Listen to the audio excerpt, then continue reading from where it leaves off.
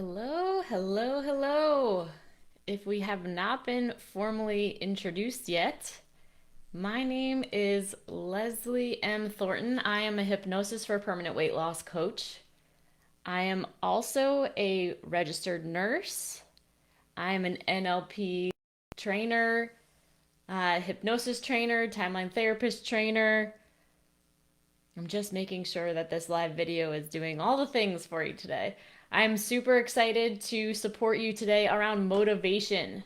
Motivation, motivation, motivation. One of the main reasons why people join this group is because they say their biggest challenge is that they can't get motivated.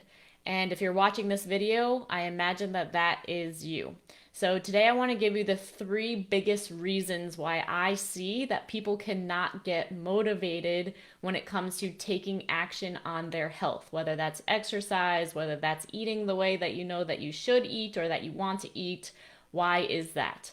So the first thing I want to talk about is what is motivation and how does it come about? Okay, so I watched wasn't watching.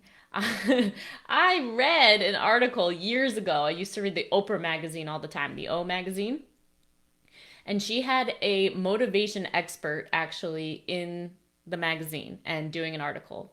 And one of the questions, Oprah interviewed this motivation expert and saying, like, what's the number one thing that you think people need to know about motivation? And the response is that most people believe that motivation comes before you do a task. So, how many of you can relate to there ever being a time when you had a big project that you needed to do? Say you needed to like start gardening or start a big project or write that paper or do homework with the kids. I don't know what it is. And you were waiting for that motivation to come. Anyone?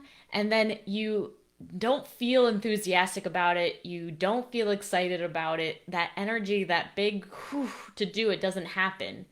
And so what do? You reach for the coffee. You reach for something sugary. You reach for food of some way, shape, or form. Anybody?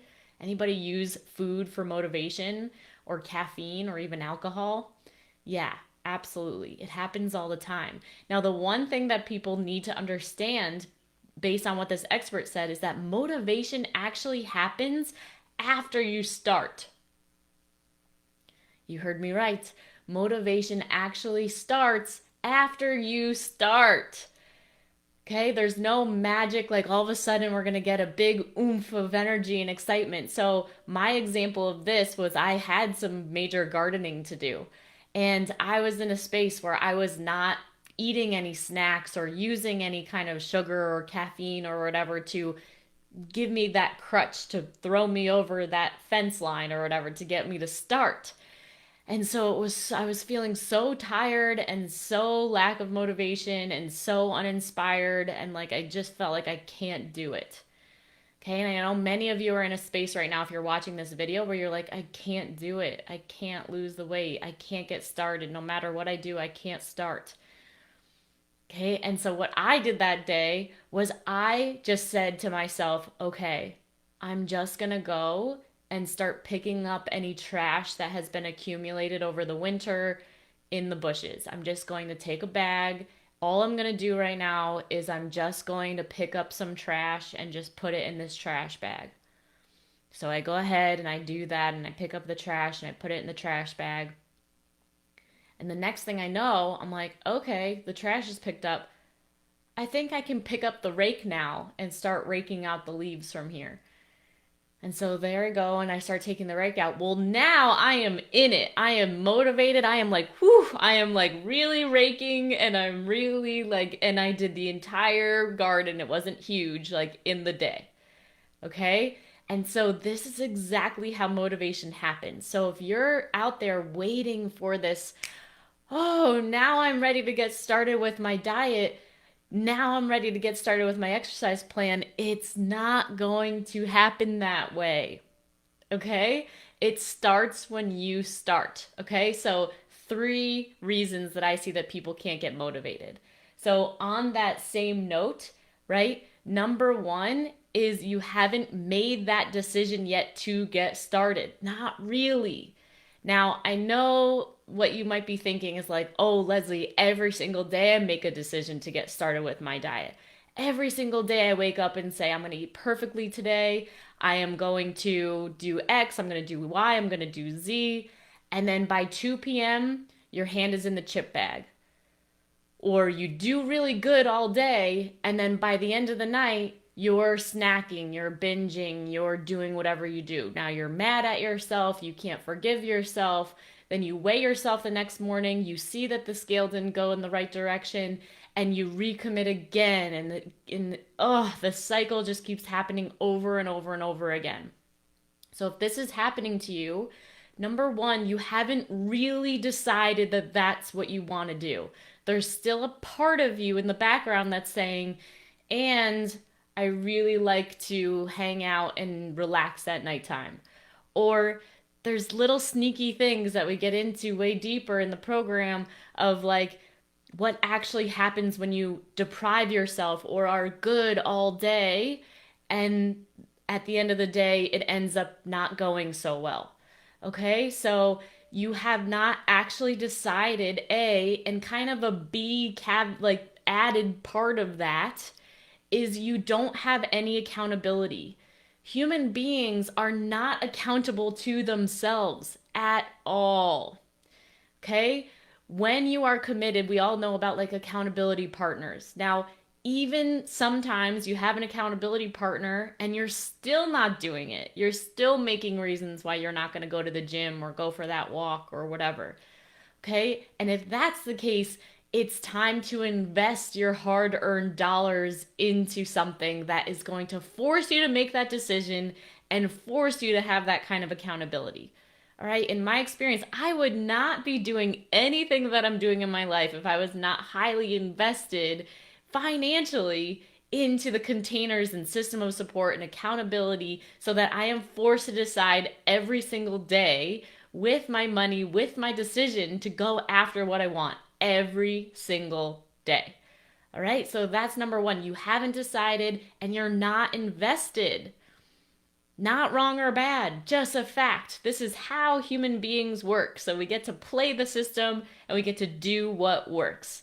All right, great. Number two reason why people are not motivated and you may find yourself not actually able to even make a decision, right? Or to even muster up anything to do anything, okay, is because you've got emotions happening in the background.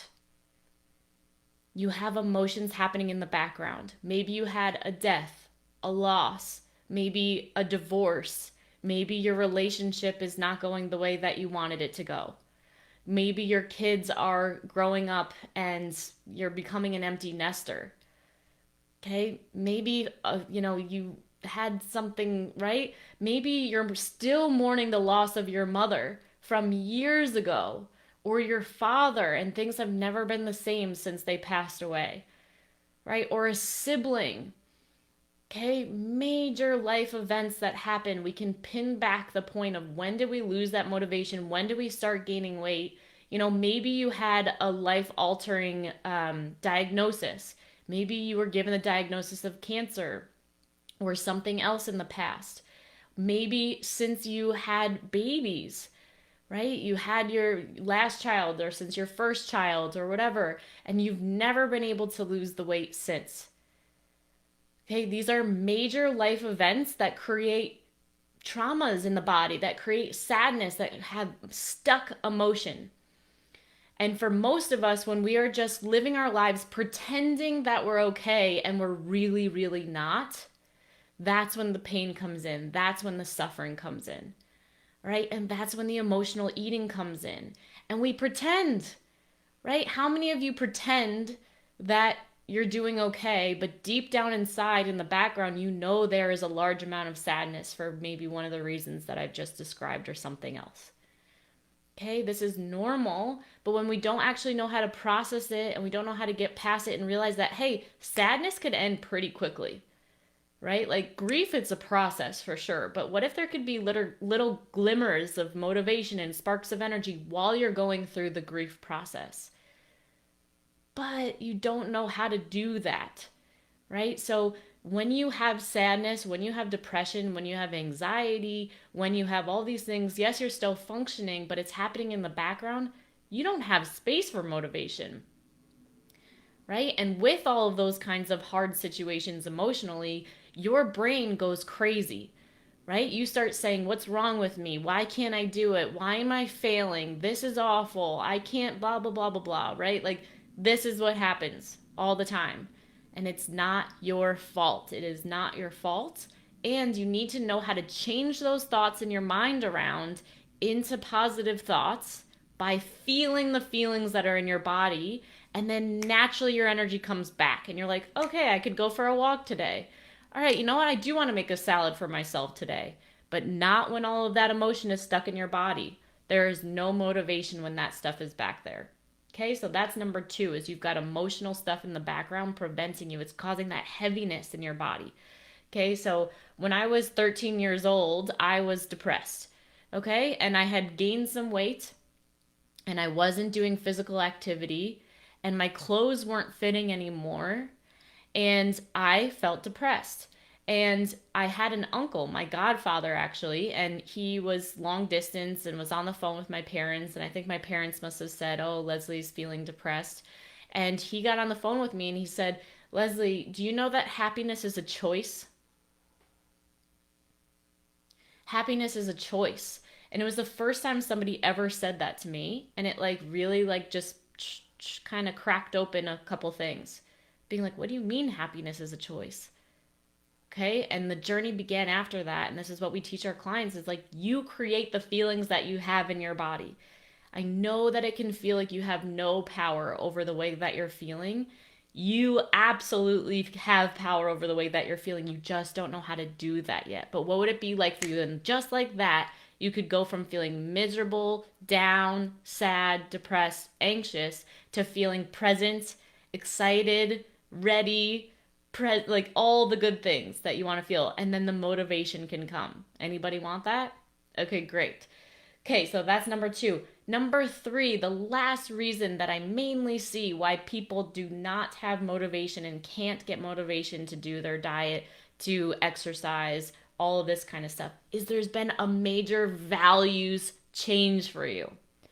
Okay, so my example of this for myself was I used to be following a super strict food program.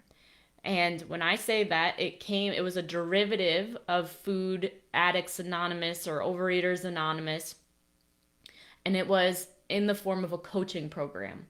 So in this program, it was designed for sugar addicts. It was designed for food addicts.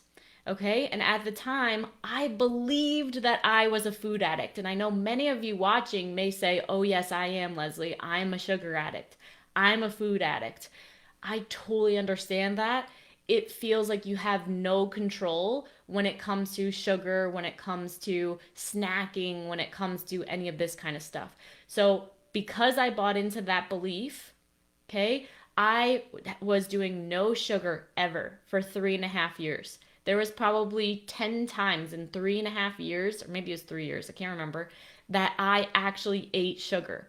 Okay, like, and it was a binge because I thought that I was addicted. And so if you believe you're addicted, how are you going to behave around food? You're going to be addictive about it. You're going to eat way too much, way too fast, like get so sick feeling, all the rest. Okay, no flour, no snacking in between meals.